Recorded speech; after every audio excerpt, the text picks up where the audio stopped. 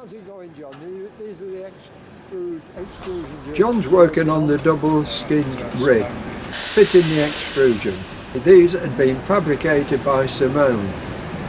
These ribs fit between number 1 and number 2 fuel tank in the French wing. After painting, Yeah. I've got to mark out. This is the old one.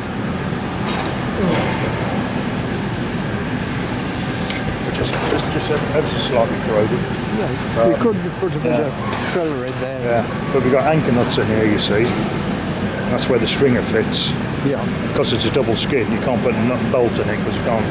So we've got anchor nuts in. So I've got to determine where the anchor nuts go on here, transfer them holes to there, put anchor nuts in there, and then rivet that to there. You'll put the holes in before you offer it up on the. Yeah, because at the moment we've only got rib 17 as an example of where the holes go. We've got nothing. We've got nothing at the end because 16, 15 and 14 have all had these replaced. So we've got no reference point at that end because the next rib from 14 is one of the tank ribs. Yeah. 13. So we've got no thing. So if I can get 2 of these in the right place, let me stick them in, and that'll give us a reference for 14. Because at 14 we haven't got the whole of that because it was in 3 bits. Absolutely jiggered it was. Well, things should start moving on now. You're getting the bits. So all we've got to do is put that in the right place in there. Yeah. Just transfer the holes down, mark them in the centre, drill them, and fit the anchor nuts, and then rivet that to that. That'll be done. Then I've got to do the top one. The same. This is the lower one. I've got the top one to do on the other side. Once that's done, once the anchor nuts are in and these are riveted on, then I can pop rivet the other skin on, and it's all finished, ready to go. Rivet onto the wing proper and forget about it again. Dennis is working on the French wing's trailing edge. On the skins at the minute. Oh, Make a start on the skins. yeah. Nearly everyone wants changing.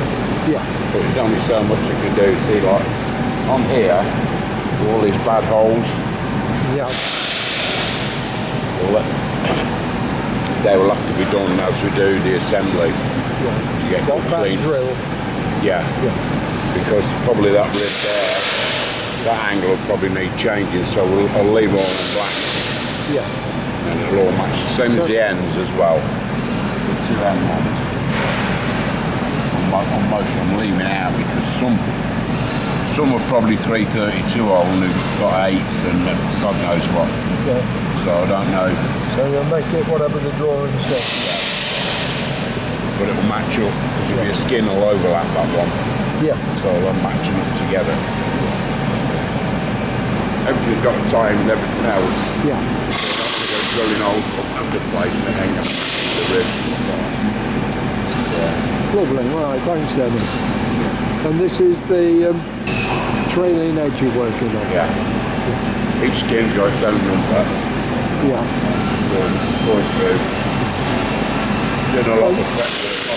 And like all the other parts of the Lancaster, the skins haven't been shaped. They are flat skinned, and they'll just follow the contours of the ribs and whatever. Good. Okay, thanks, mate. Right, I'm in with Mike this morning. He's going to show me what he does on when he does the spraying. Okay, give you a little bit of an insight. So all we do here is just prepare the paint. We've got I wouldn't say it's a booth as such, but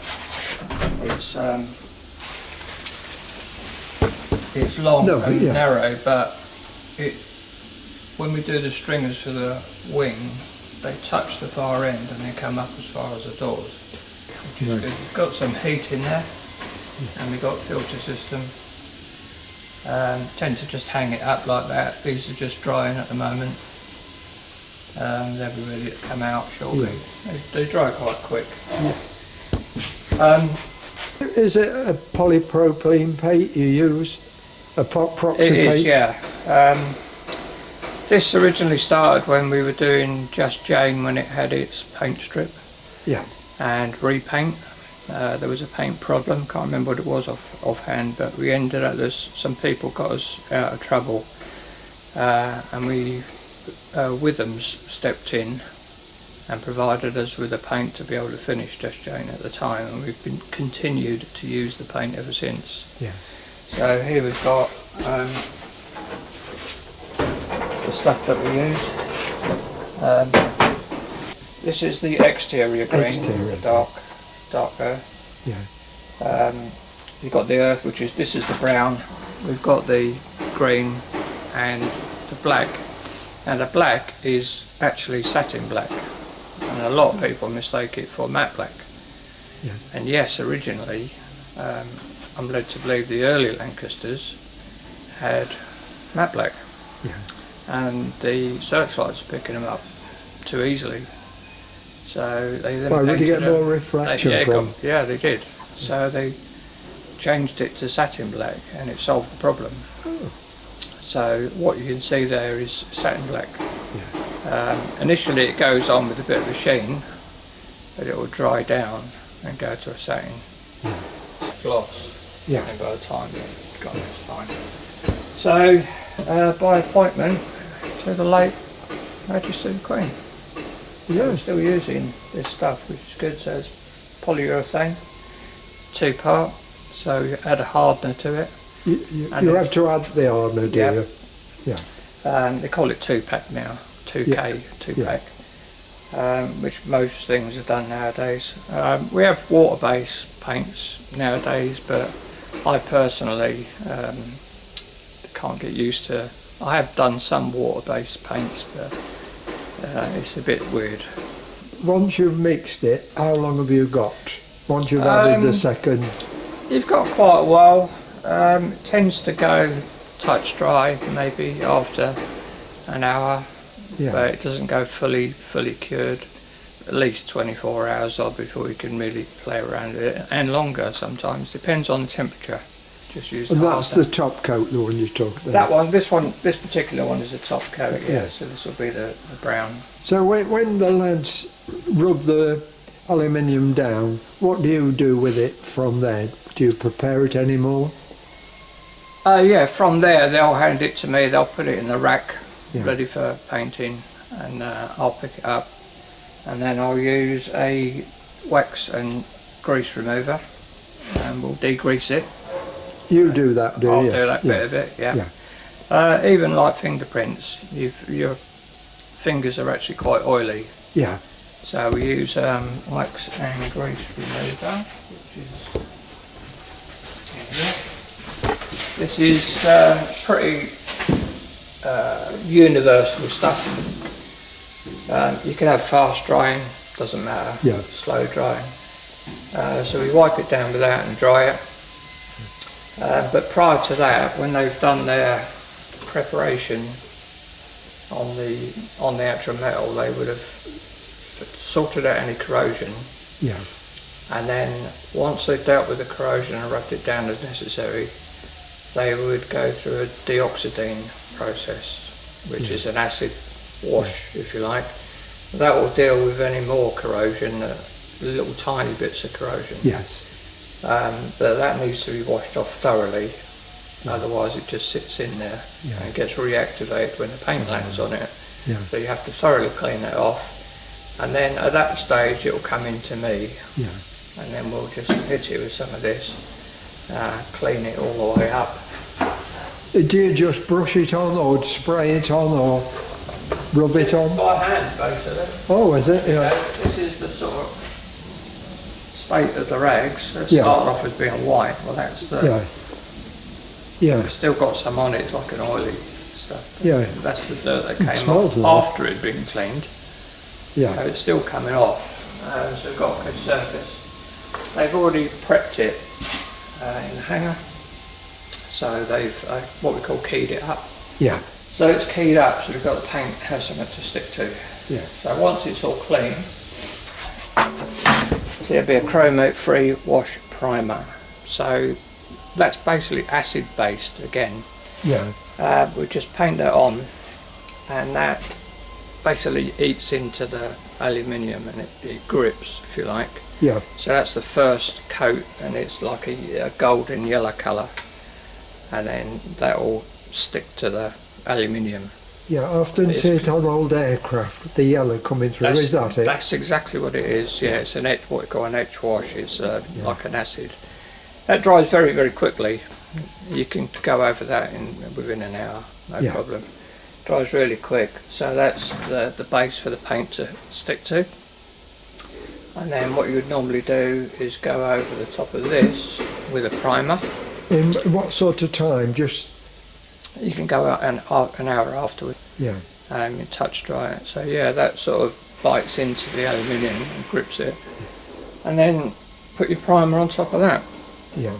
So again, the primers are looking similar to this. Yeah, that's the primer there, is it? We've got the primer etching again, so it's sort of this.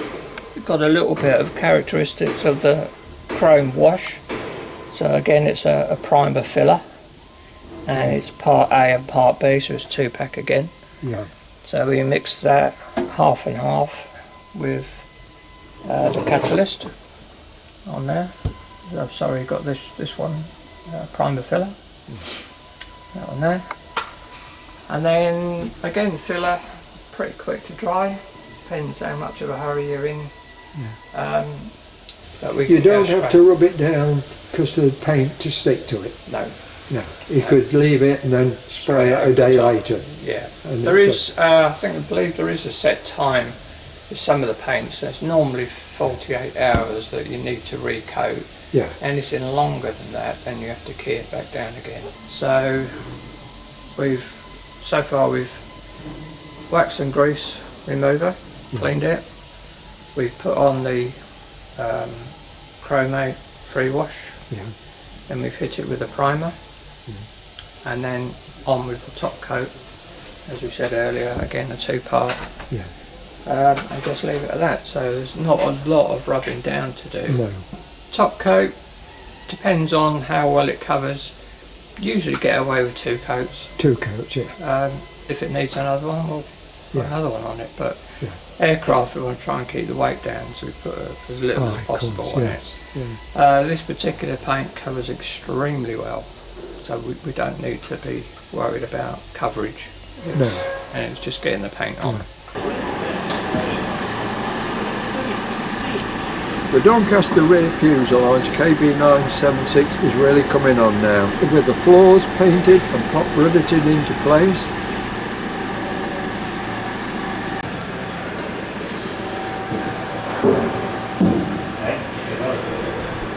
Dave has clamped the flare chute into the bottom frame and is ready for riveting. Yeah, he's here. New bits. Soon as I smell something, I'm here. New bits. Yeah.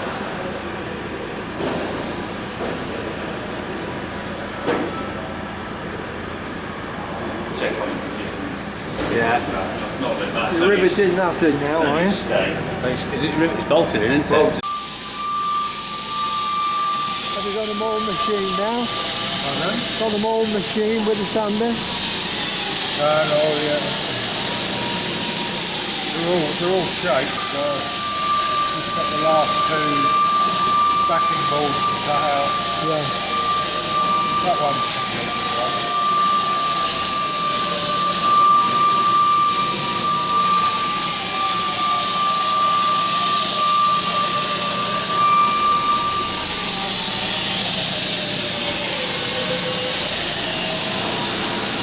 These are all shaped round the edges, are they? All shaped round the edges, finished. The profile stuff, yeah. But it's got to have the radius put on the back of here for the curve Yeah. for when it bends up, and also there's got to be a radius put on the inside edge of there as well for when it's bent in. That'll probably have to be routed out. Yeah. I'll have to see mount to see if it's got a router.